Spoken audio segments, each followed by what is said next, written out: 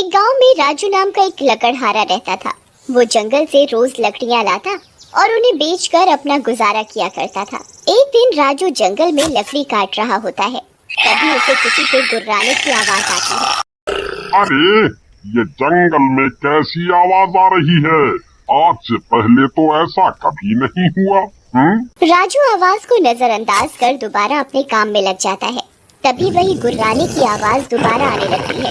इस बार आवाज उसके सामने की झाड़ियों से आ रही होती है। राजू इस बार लकड़ियां काटना छोड़कर आवाज की दिशा में जाता है। वो अंदर तक जाता है लेकिन उसे कुछ दिखाई नहीं देता। ओहो, लगता है मेरे कान बजने लगे हैं। यहाँ तो कोई भी नहीं है। तभी उसे झाड़ियों में किसी की लाल आंखें चमकती हुई दिखती हैं। राजू वहाँ से भागने की कोशिश करता है। ये क्या नया पंगा है भाई? भाग लो यहाँ से। पता नहीं किसकी शैतानी आंखें हैं ये। लेकिन राजू जैसे ही थोड़ी दूर जाता है, उसके सामने एक ब्रह्म राक्षस आकर खड़ा हो जाता है। उसका मुंह खतरनाक जानवर का होता है। मुंह के आगे बहुत बड़ा मांस का टुकड़ा लटक रहा होता है और उसके कई हाथ होते हैं। राजू उसे देखकर डर जाता है। ये क्या बला है भाई? ऐसा तो मैंने सिर्फ क्रिएचर फिल्म में देखा था। उमा तो बिपाशा बासु थी। कहाँ फंस गया रे? मम्मी मम्मी बचाओ बचाओ। तभी ब्रह्म राक्षस उसे पकड़ लेता है। कई दिनों बाद मुझे शिकार मिला है।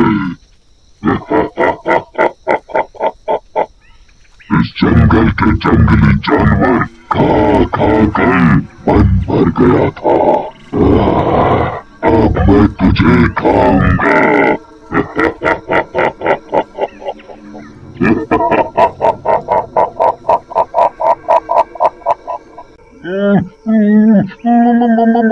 मुझे खा के तुम्हें क्या मिलेगा भाई?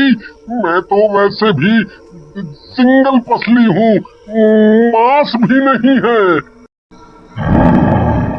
कहे तो सिंगल पसली ठीक रहा है, लेकिन इसे छोड़ दिया तो पता नहीं मुझे कब इंसानों का मांस खाने को मिलेगा। क्यों ना इसके शरीर में ही वास कर लूं।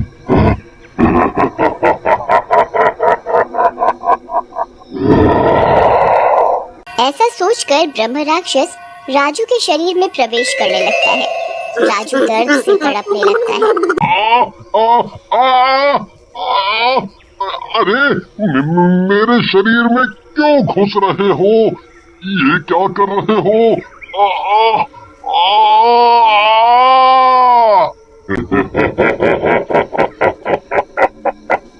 अब मैं तेरे शरीर में ही रहूंगा, सिंगल पसली।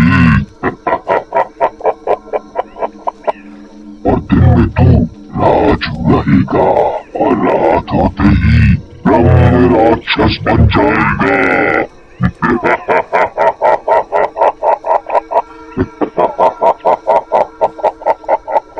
ऐसा कहकर ब्रह्म राक्षस राजू के शरीर में पूरी तरह समा जाता है। राजू फिर अपने घर चला जाता है। घर पर राजू की बीवी रमा उसका इंतजार कर रही होती है। अजी, क्या हुआ? आज बहुत लेट हो गए जंगल में। आज जंगल में सूखी लकड़ियां नहीं मिली, इसलिए देर हो गई। उसके बाद राजू और रमा सो जाते हैं।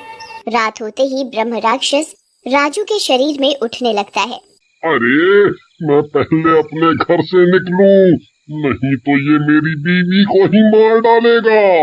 राजू चुपचाप कमरे से उठता है और घर से निकलकर जंगल की ओर चलने लगता है। धीरे धीरे वो पूरा ब्रह्म राक्षस बन जाता है। तभी उसे झाड़ियों के पीछे से गाने की आवाज सुनाई देती है। नीले गगन के तले धरती का प्यार पाले, ओ नीले गगन के तले।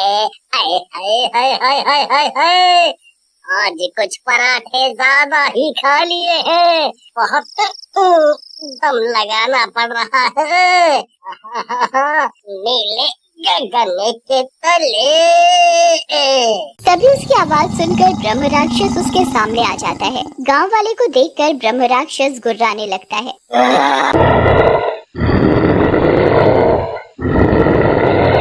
अरे कौन हो भाई और कौने ग्रह से आए हो? मैं तो केवल यहाँ खुले में दुनिया देखने आया था। कसम से कुछ गंदा नहीं किया है। लेकिन ब्रह्म राक्षस उसको मार कर खा जाता है और सूरज निकलता देख वापस राजू घर की तरफ चल देता है और फिर रमा के पास जाकर लेट जाता है। कुछ दिनों तक ऐसा ही चलता रहता है। एक रात रमा को नींद नहीं आ रही होती और वो राजू के बगल में लेटी होती है। तभी राजू के अंदर का ब्रह्म राक्षस जागने लगता है। राजू रोज की तरह उठता है और चुपचाप घर से बाहर निकल पड़ता है। लेकिन इस बार रमा भी चुपके से उठ जाती है। ये इसको क्या हो गया है? ये राजू इतनी रात को कहाँ जा रहा है? कहीं मेरी कोई सौतन तो नहीं ढूंढ ली इसने? तभी आजकल चुपचाप रहता है। आज इसे रंगे हाथों पकड़कर इसकी बेलन से ही पिटाई कर। ऐसा कहकर रमा एक बेलन हाथ में लेकर चुपके से राजू का पीछा करने लगती है। जैसे जैसे राजू आगे बढ़ता है वैसे वैसे वो ब्रह्म राक्षस बनता जाता है। थोड़ी ही देर में वो पूरा ब्रह्म राक्षस बन जाता है। रमा ये सब दूर से देख रही होती है और उसका ये रूप देखकर बहुत डर जाती है। ये क्या हुआ राजू को? मैं तो सौतन पकड़ने आई थी, यहाँ तो शैतान दिख गया रे। रमा डर के मारे वहीं बेहोश हो जाती है। उधर राजू भी सुबह होते ही घर पर आ जाता है। रमा भी होश में आने के बाद घर चली जाती है और डर के मारे राजू से कोई बात नहीं करती। राजू भी अपनी कुल्हाड़ी लेकर जंगल में लकड़ी काटने चला जाता है। राजू के जाने के बाद रमा अपने पड़ोसी छोटे लाल के पास जाती है और उसे रात की पूरी बात बताती है। सुनने के बाद छोटे लाल बोलता है, आज भौजी ये रजुआ जब आए तो इसको बांध देंगे। फिर देखते हैं कि क्या करना है। उधर राजू भी शाम होते ही लौट आता है। छोटे लाल और रमा उसका घर पर ही इंतजार कर रहे होते हैं। छोटे लाल को देखकर राजू बोलता है, अरे छोटे भैया, हमारे घर क्या हुआ? सब खैरियत से तो है ना? अरे राजू भाई, सब खैरियत से है। और जी कहीं चाय पी लो तो वही पिए के लिए आए गए। फिर राजू जैसे ही अपने कमरे में जाने के लिए घूमता है, छोटे लाल और रमा उसको लोहे की जंजीरों से बांध देते हैं। ये क्या कर रहे हो तुम दोनों? क्या कर रहे हो बताओ? अरे कुछ नहीं राजू भैया, मेरी भाभी को कुछ चेक करना था, बस वही चेक करके खोल दूंगा। अब मुंह बंद करके बैठो। चेक करोगे? क्या चेक करोगे? मेरे हाथ खोलो। मेरे हाथ खोलो, नहीं तो खुलने के बाद तुम्हारी खैर नहीं। लेकिन रमा और छोटे लाल राजू को नहीं खोलते और रात होने का इंतजार करने लगते हैं। और काफी रात हो जाने पर भी कुछ नहीं होता है तो छोटे लाल गुस्से में बोलता है, अभी ना देखो, राजू राजू ही है, फालतुए में शक करती है, कुछ नहीं हुआ लो। लेकिन तभी राजू गुर्राने लगता है और उसकी आंखें लाल हो जाती हैं और फिर वो धीरे धीरे ब्रह्म राक्षस बन जाता है। उसे देखकर छोटे लाल और रमा दोनों डर जाते हैं और घर के बाहर भाग जाते हैं। तभी 2-3 गांव वाले वहां से गुजर रहे होते हैं। राजू का गुर्राना सुनकर वो रुक जाते हैं और रमा से बोलते हैं,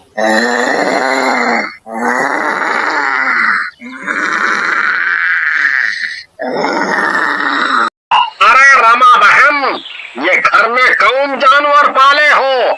देखन में तो कोई विदेशी कुत्ता लगता है। ये देसी कुत्ता? मेरा मतलब मेरे पति हैं।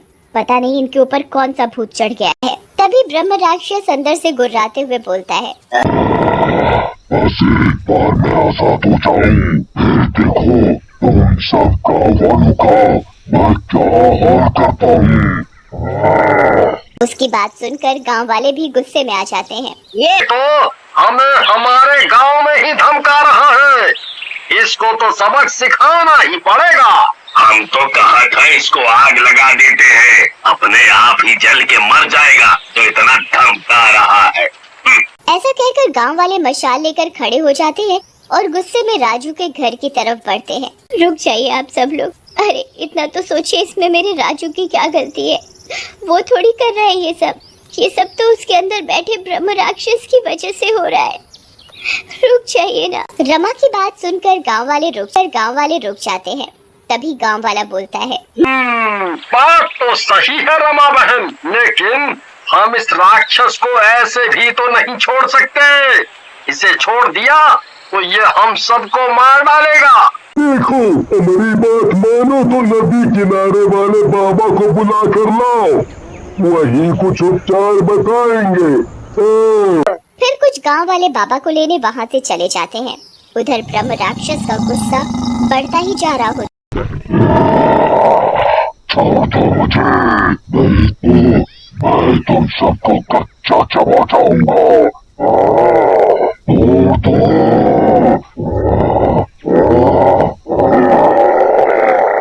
ऐसा कहकर ब्रह्म राक्षस पूरी ताकत से अपने लोहे की जंजीरों को खींचने लगता है।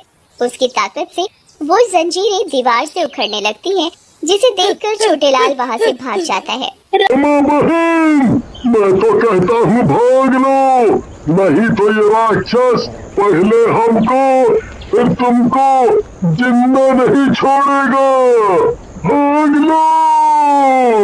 ये क्या हो रहा है राजू? तुम मुझे ऐसे क्यों देख रहे हो? तभी वहाँ बाबा आ जाते हैं और ब्रह्म राक्षस के ऊपर एक सोने की चेन डाल देते हैं, जिस पर हनुमान जी का लॉकेट होता है।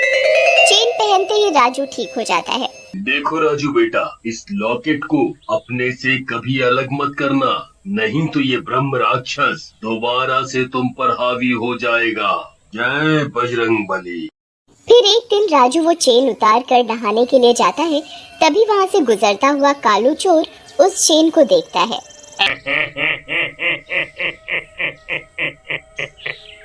ये तो सोने की चेन लगती है, क्यों ना ये उठा लूं?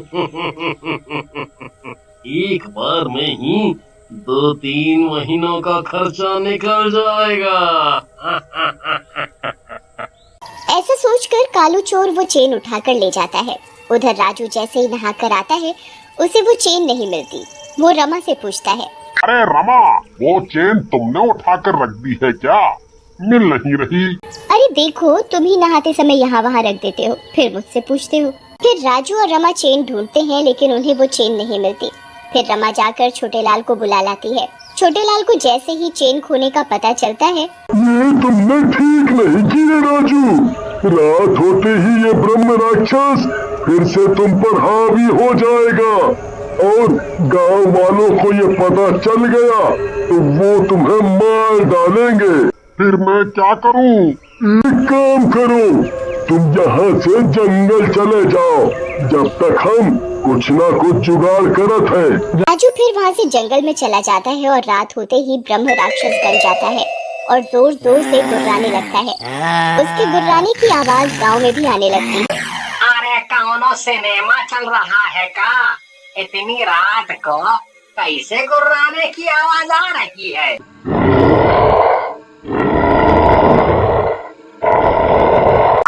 अरे रमा बहन, राजू कहाँ है? दिख नहीं रहा। सब ठीक तो है ना? फिर रमा रोते हुए दिन की सारी बात बताती है, जिसे सुनकर गांव वाले गुस्से में आ जाते हैं। ये तुमने ठीक नहीं किया रमा बहन। अपने पति की जान बचाने के लिए सारे गांव की जान जोखिम में डाल दी। अब हमें अपनी जान बचाने के लिए उस ब्रह्म राक्षस से मुकाबला करना ही होगा। फिर सारे गांव वाले हाथों में मशाल लेकर जंगल की तरफ चल देते हैं। तभी चलते चलते उन्हें कुछ डरावनी डरावनी आवाजें सुनाई देती हैं। अरे लल्लू भाई, तुम सब लोग आगे चलो, हैं? हम जरा लघु शंका का निपटारा करके आते हैं। लेकिन जैसे ही गांव वाला लघु शंका के लिए घूमता है, वहाँ चुड़ैल आ जाती है। रुक जा चुड़ैल को गिला रुक जा अरे नहीं चुड़ैल जी, हम कुछ नहीं कर रहे। हमें माफ कर दो, हमें माफ कर दो। ऐसा कहकर गांव वाला वहाँ से भागने लगता है। अरे भागो, अपनी अपनी जान बचाकर भागो। यहाँ ब्रह्म राक्षस नहीं, यहाँ तो चुड़ैल का मसला भी है भाई। अरे यार, इन सब के चक्कर में मैं कहाँ फंस गया। मेरी तो शादी होने वाली है। लगता है सुहाग रात नहीं होने देंगे रे ये लोग। अरे क्या रमा बहन, भला मैं आपके घर से चोरी क्यों करूँगा? मैं तो बड़ा शरीफ आदमी हूँ। अरे और ये चुड़ैल जैसी औरत, क्या ये आपकी बहन है? कल्लू की बात सुनकर चुड़ैल को गुस्सा आ जाती है और वो कल्लू को उल्टा लटका देती है। चोर कहीं मुझे चुड़ैल बोलता है, अभी रुक बताती हूँ तुझे। चुड़ैल जैसे ही कालू को उल्टा लटकाती है वो चेन उसके गले से बाहर आ जाती है। रमा जल्दी से वो चेन उठा लेती है। धन्यवाद बहन, तुम्हारी वजह से ये चेन मुझे वापस मिल गई। अब मेरे पति उस ब्रह्म राक्षस से बच जाएंगे। उसके बाद चुड़ैल और रमा जंगल की तरफ जाते हैं। दूसरी तरफ गांव वाले भी गांव की एक जगह इकट्ठा होकर एक योजना बनाते हैं। भैया, ऐसे तो हम सब लोगों को ये चुड़ैल और ब्रह्म राक्षस दोनों मार डालेंगे। हम तो कहा थे ये हमें मारे, इससे पहले हम ही क्यों न इन्हें मार डाले। भैया, बात तो तुम सही कहा था, लेकिन ऐसे कैसे मार सकत है? हम सब तो साधारण इंसान हैं और वो सब तो शैतान है। और राजू भी तो फंसा है बेचारा, उसकी जान का क्या? लेकिन गांव वाले छोटे लाल की बात नहीं सुनते और हाथों में मशाल लेकर जंगल की ओर चल पड़ते हैं। उधर रमा और चुड़ैल जंगल में पहुंचकर ब्रह्म राक्षस को आवाज लगाती हैं। ब्रह्म राक्षस, बाहर निकल। कहाँ छुपा है डर के? पहले मेरे पति के शरीर में छिप गया और फिर गांव वालों से। बाहर निकल। रमा की आवाज सुनकर ब्रह्म राक्षस गुर्राते हुए बाहर आ जाता है।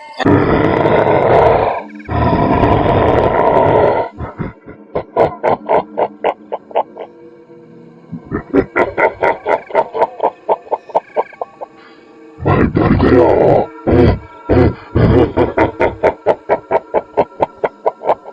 अरे मौत औरत, मैं तो सब गाँव वालों को उनके घर से निकालना चाह रहा था ताकि सबको एक साथ मार सकूं।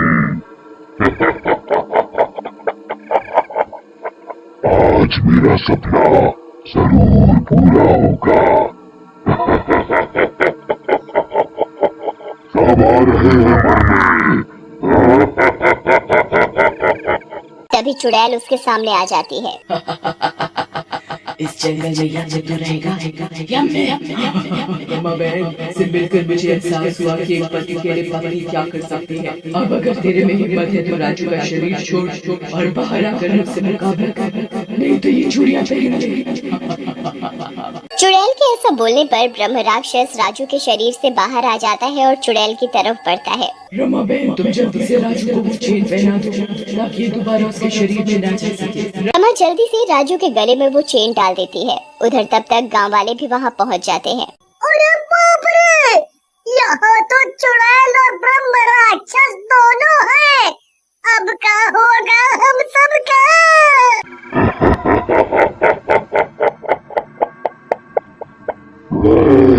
ये तूने अच्छा किया जो इस सूखे राजू के शरीर से मुझे आजाद करा दिया और गाँव वालों को भी यहाँ बुला लिया। अब सबको मारूंगा। इन्हें तो तब तू कुछ कर पाएगा ना जब तक जिंदा बचा। ऐसा कहकर चुड़ैल ब्रह्म राक्षस को पकड़ लेती है और गांव वालों से बोलती है, गाँव वालों, तुम जल्दी से हम दोनों को आग लगा दो। मेरे साथ साथ ये ब्रह्म राक्षस भी चल जाएगा। चुड़ैल बहन, इस तरह तो तुम भी खत्म हो जाओगी। नहीं नहीं